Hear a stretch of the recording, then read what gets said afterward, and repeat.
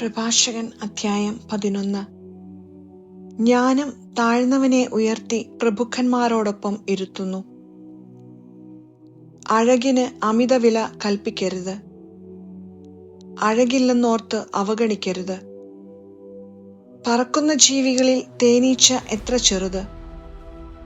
എന്നാൽ അത് ഉൽപ്പാദിപ്പിക്കുന്ന വസ്തു മാധുര്യമുള്ളവയിൽ അതിശ്രേഷ്ഠം.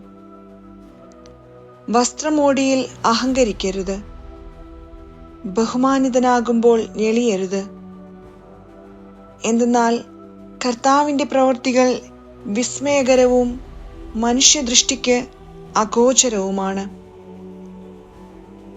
കിരീടധാരികൾ തറപറ്റുന്നു, ഒന്നുമല്ലാത്തവൻ കിരീടമണിയുന്നു. എത്രയോ മന്നന്മാർ അവമാനിതരായിട്ടുണ്ട്. എത്രയോ പ്രസിദ്ധന്മാർ കരുണയ്ക്ക് കൈക്കുമ്പിൾ നീട്ടിയിട്ടുണ്ട്. സംയമനം പാലിക്കുക. അന്വേഷിച്ചറിയാതെ കുറ്റം ആരോപിക്കരുത്. ആദ്യം ആലോചന, പിന്നെ ശാസനം. കേൾക്കുന്നതിനു മുമ്പ് മറുപടി പറയരുത്. ഇടയ്ക്കു കയറി പറയരുത്. വേണ്ടാത്ത കാര്യത്തിൽ തലയിടരുത്. പാപികളുടെ വിധി തീർപ്പിൽ പങ്കാളിയാകരുത്. മകനെ, പല കാര്യങ്ങളിൽ ഒന്നിച്ച് ഇടപെടരുത്. കാര്യങ്ങളേറിയാൽ തെറ്റുപറ്റാൻ എളുപ്പമുണ്ട്. പലതിന്റെ പുറകെ ഓടിയാൽ ഒന്നും പൂർത്തിയാകുകയില്ല. പിന്നെ ഒഴിഞ്ഞുമാറാൻ നോക്കിയാൽ രക്ഷപ്പെടുകയുമില്ല. നിരന്തരം അധ്വാനിക്കുകയും ക്ലേശിക്കുകയും ചെയ്തിട്ടും ദാരിദ്ര്യം ഒഴിയാത്തവരുണ്ട്. വേറെ ചിലർ മന്ദഗതിക്കാരും ബലഹീനരും സഹായാർത്ഥികളും അതീവ ദരിദ്രരുമാണ്.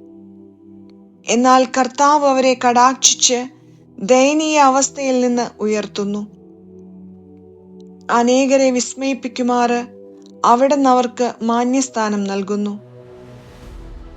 ഭാഗ്യവും നൈർഭാഗ്യവും ജീവനും മരണവും ദാരിദ്ര്യവും ഐശ്വര്യവും കർത്താവിൽ നിന്ന് വരുന്നു. കർത്താവിന്റെ ദാനങ്ങൾ ദൈവഭക്തനിൽ നിന്ന് ഒഴിയുന്നില്ല.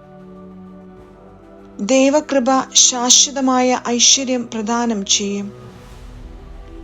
നിരന്തരമായ പ്രയത്നം കൊണ്ടും ലോഭം കൊണ്ടും ധനികരാകുന്നവരുണ്ട്. ഇതാണ് അവരുടെ നേട്ടം. ഞാൻ വിശ്രമം കണ്ടെത്തി, എന്റെ സമ്പത്തിൽ ഞാൻ ആനന്ദിക്കും എന്നവൻ പറയുന്നു. എല്ലാം വെടിഞ്ഞ് ലോകം വിടാൻ എത്ര നേരമുണ്ടെന്ന് അവൻ അറിയുന്നില്ല. ദൈവത്തിൽ ആശ്രയം. നിന്റെ കർത്തവ്യങ്ങൾ നിഷ്ഠയോടെ അനുഷ്ഠിക്കുക. വാർദ്ധക്യം വരെ ജോലി ചെയ്യുക. പാപിയുടെ നേട്ടങ്ങളിൽ അസൂയ വേണ്ട. കർത്താവിൽ ശരണം വെച്ച് നിന്റെ ജോലി ചെയ്യുക. ദരിദ്രനെ സമ്പന്നനാക്കാൻ കർത്താവിന് ഒരു നിമിഷം മതി. കർത്താവിന്റെ അനുഗ്രഹമാണ് ദൈവഭക്തന് സമ്മാനം. അത് ക്ഷണനേരം കൊണ്ട് പൂവണിയുന്നു. എനിക്കിനി എന്തു വേണം, എന്തു സന്തോഷമാണ് ഇനി കിട്ടാനുള്ളത് എന്നു നീ പറയരുത്. എനിക്ക് വേണ്ടതെല്ലാം ഉണ്ട്, എന്ത് ആപത്തു വരാനാണ് എന്നും പറയരുത്. ഐശ്വര്യത്തിൽ കഷ്ടത വിസ്മരിക്കപ്പെടുന്നു, കഷ്ടതയിൽ ഐശ്വര്യവും. മൃത്യുദിനത്തിലും പ്രവർത്തിക്കൊത്ത പ്രതിഫലം നൽകാൻ കർത്താവിന് കഴിയും. ഒരു നാഴിക നേരത്തെ വേദന കഴിഞ്ഞ കാലത്തെ സുഖങ്ങൾ മുഴുവൻ മായ്ച്ചു കളയുന്നു. ജീവിതാന്തത്തിൽ മനുഷ്യന്റെ യഥാർത്ഥ സ്വഭാവം വെളിപ്പെടും. മരിക്കും മുമ്പ് ആരെയും ഭാഗ്യവാനെന്ന് വിളിക്കരുത്. മരണത്തിലൂടെയാണ് മനുഷ്യനെ അറിയുക. യഥാർത്ഥ സ്നേഹിതൻ. എല്ലാവരെയും വീട്ടിലേക്ക് വിളിക്കരുത്. കൗശലക്കാരന്റെ ഉപായങ്ങൾ നിരവധിയാണ്. കൂട്ടിലടച്ച പക്ഷിയെ പോലെയാണ് അഹങ്കാരിയുടെ മനസ്സ്. ചാരനെ പോലെ അവൻ നിന്റെ ദൗർബല്യങ്ങൾ ഉറ്റുനോക്കുന്നു. നന്മയെ തിന്മയാക്കാൻ അവൻ നോക്കിയിരിക്കുകയാണ്. സൽപ്രവൃത്തികളിലും അവൻ കുറ്റം കണ്ടുപിടിക്കും. കാട്ടുതീ പടർത്താൻ ഒരു കനൽ മതി. രക്തച്ചൊരിച്ചിലിന് അവസരം പാർത്തിരിക്കുകയാണ് പാപി.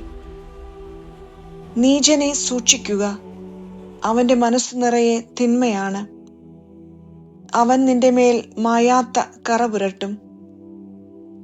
അപരിചിതനെ വീട്ടിൽ കയറ്റിയാൽ അവൻ നിന്നെ ദ്രോഹിക്കും. സ്വഭവനത്തിൽ നീ അന്യനായിത്തീരും.